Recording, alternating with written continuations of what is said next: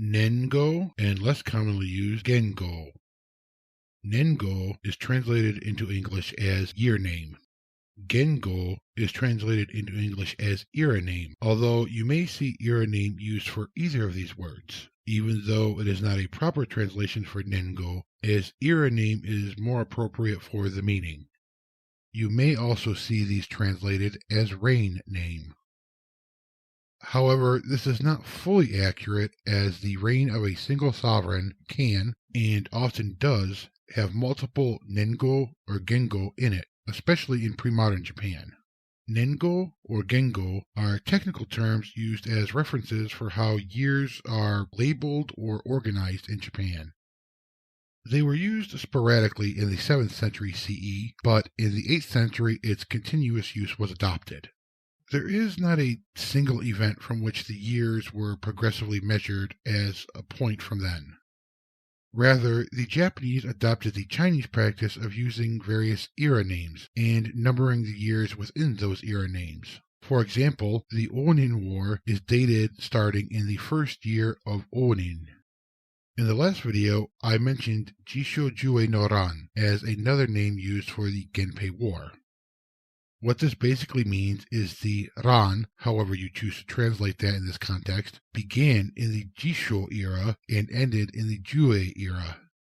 And when the word Ran is used, it usually takes that form of Nengō or Gengō, no, meaning of, Ran, overall meaning the Ran of whichever Nengō or Gengō that is. Nengō or Gengō can be rather messy though, as they do not necessarily begin and end with the Lunar New Year. The Nengō or Gengō would change whenever a new sovereign was enthroned, no matter when in the year that was. There were also reasons involving divining, omens, natural disasters, and such that might prompt a change in Nengō or Gengō to something more prosperous or auspicious sounding, in order to ward off or end something bad. And this latter one is a reason that there could be multiple Nengō or Gengō within the reign of a single sovereign. So, just as a hypothetical example, you could go from the 12th day of the 4th month of the 3rd year of one era, and then the next day it was the 1st day of the 1st month of the 1st year of a different era. And that is how dates are usually structured when using Nengō, Gengō, with the date coming first, followed by the month, and then the number of the year, and finally with the Nengō or Gengō.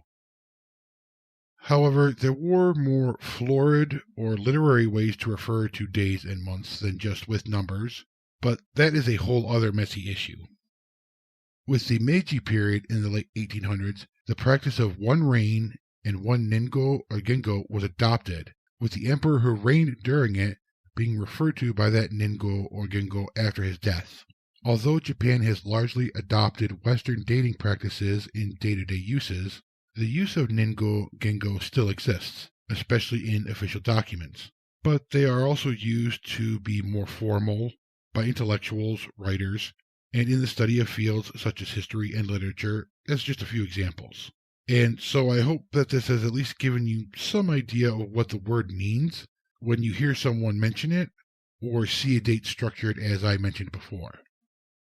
Thank you so much for joining me and watching this video. I appreciate you giving me your time. Please check out the playlist for other videos on kanji and vocabulary words by myself and Anthony Cummings. Until next time, otsukare-sama deshita.